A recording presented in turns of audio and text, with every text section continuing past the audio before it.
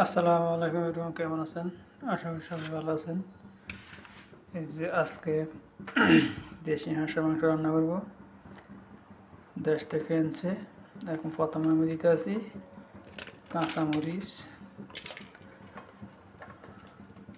কয়েকটা আস্তা রসুন, তারপর দিতেছি পেঁয়াজ দিয়ে দিলাম। তারপর দিয়ে দিব সামান্য পরিমাণ টমেটো,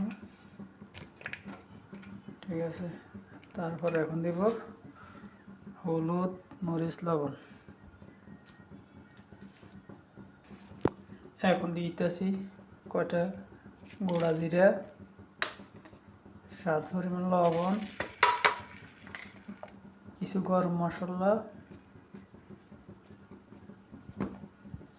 এখন দেবো কিছু লাল মরিচ, ঠিক আছে।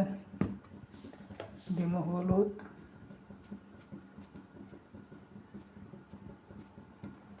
দিলাম। এখন দিব তেল।